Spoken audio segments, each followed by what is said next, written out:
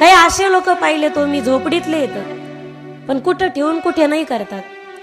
आणि काही काही बंगल्यामध्ये जावं ना, काही खरंच ठिकाणी वळण नसतं काही लोकांना, अजिबात नाही.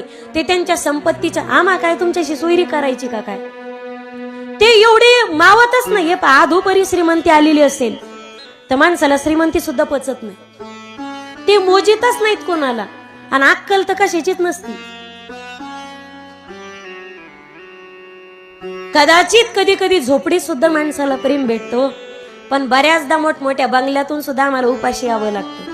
काय जाळायची का ती श्रीमंती त्याची? श्रीमंती तुमची कोणाच्या उपयोगी येत नसेल तर ती श्रीमंती समुद्राची खरी श्रीमंती. समुद्राकडे पाण्याची श्रीमंती भरपूर आहे, पण दुर्दैव त्या समुद्राचे, तो समुद्र कोणाची तहान भागवू शकत नाही. त्या समुद्रावर प्रवास करणाऱ्याला बिसलेरी सोबत घेऊन जावी लागते, बरोबर आहे ना.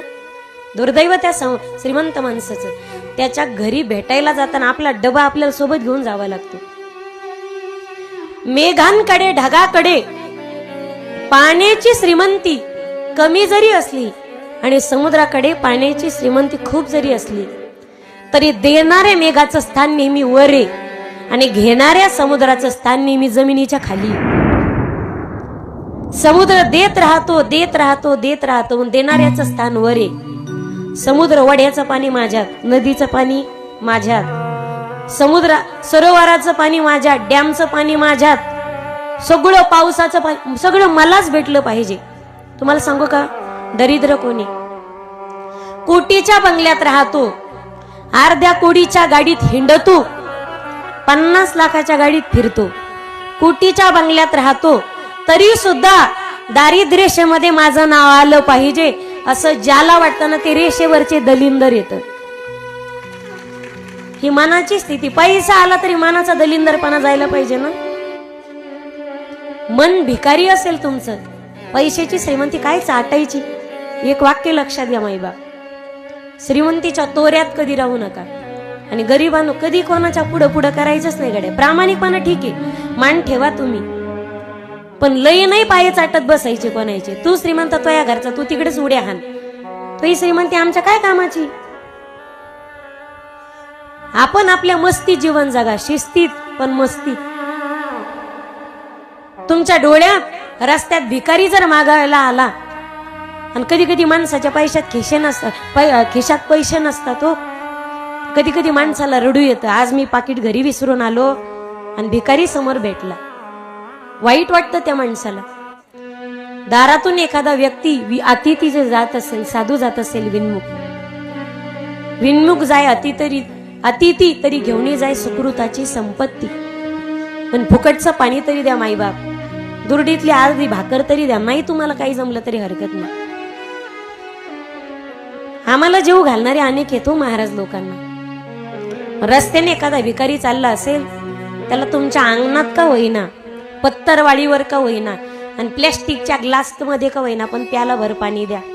सत्कुर अर्धी खाऊ घाला आणि खायला घेऊन देत जा. बऱ्याचदा भिकारी पैसे मागतात, बरेचसे जण पैसे घेऊन पितात. हो, आपण दिलेले पैसे ते कोणत्या कामी वापरतात माहिती नसतं. जमलंच तर खायचं साहित्य त्याला घेऊन द्या, खायचं साहित्य घेऊन द्या. त्याला केळी द्या, त्याला डाळिंब द्या, चिकू द्या, वडा पाव द्या, त्याला कचोरी द्या. काही आता टायमाला जे भेटन ती काही का वैना घेऊन द्या.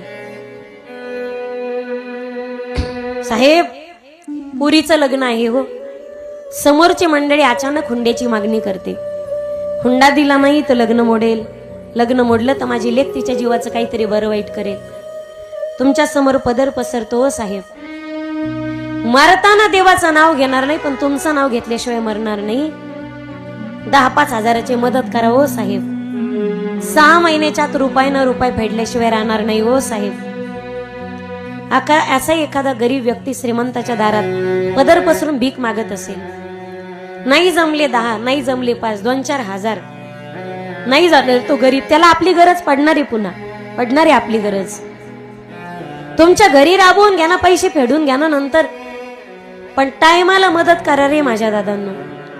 कदाचित तुम्ही पैसे दिले नाही तर तो माणूस आत्महत्या करायची सुद्धा शक्यता असते.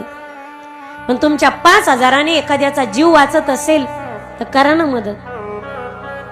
रामभाऊ आम्ही बेवड्या मित्रासोबत धाब्यावर पार्टी करायला बसलो तर 10,000 बेवड्या मित्र उडवतो रे रामभाऊ. त्या 10-5 हजारात पोरीचं तुझ्या लग्न पार पडत असेल तर नाही रे बाबा 10, पण निदान हे 5,000 तरी घेऊन जा. पोरीचं लग्न थाटामाटात कर, द्यायचं तर दे, नाही तर नको.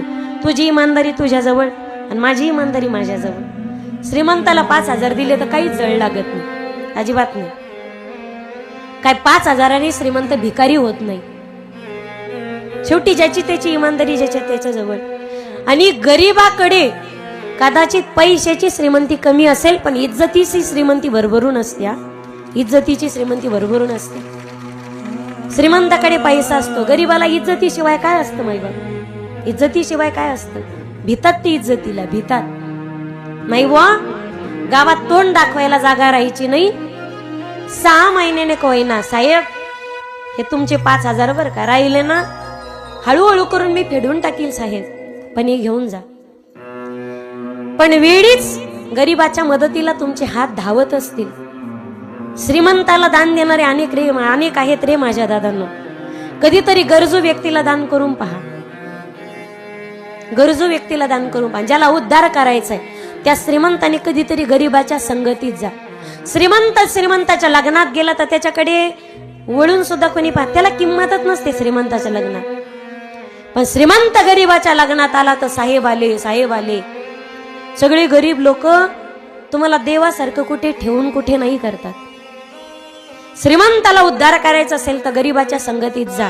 अरे उंच उंच बिल्डिंग मध्ये राहणाऱ्यांनो आणि एसीच्या कारमध्ये फिरणाऱ्यांनो, कधीतरी झोपडीतला आवाज सुद्धा तुम्ही ऐकला पाहिजे. झोपडीतले लोक कसं जीवन जगतात? बिना लाईटच्या अंधारात रात्र काढतात.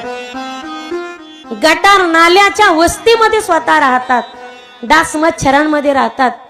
ग्राउंड लेवलचं विहिरीचं झऱ्याचं पाणी पितात. सरकारी नळाचं गढूळ पाणी पितात.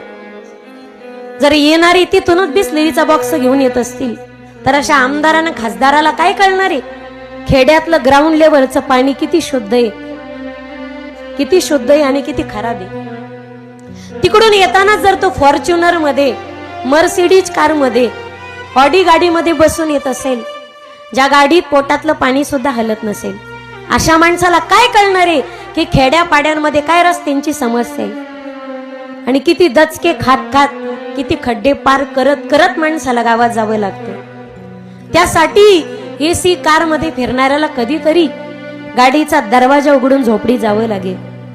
पण आमचं एवढं थोतांड आहे ना, हे लोक स्वच्छता अभियान सुद्धा कधी चालू होतं हातात खराटा घेऊन, फेसबुक लाईव्ह झाल्यावर, कॅमेरे चालू झाल्यावर साहेबांनी अमुक अमुक गावामध्ये झाडून घेतलं. अख्खं गाव खराट्याला घेऊन झाडून घ्यायला पाहिजे बर का.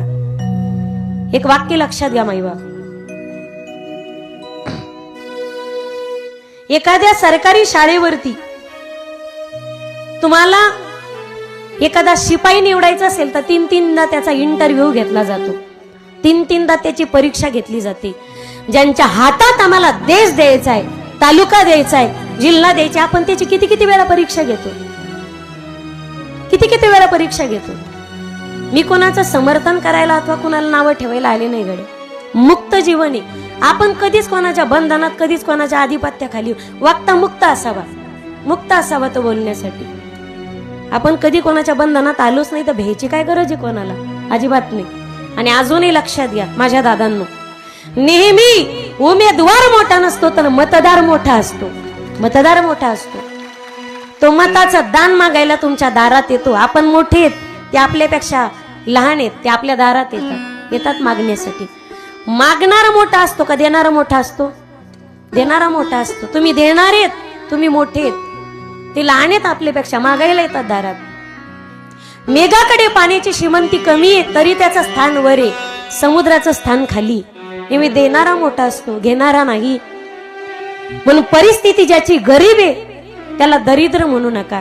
मन ज्याचं भिकारी कदाचित त्याला कधीतरी दरिद्र म्हणा.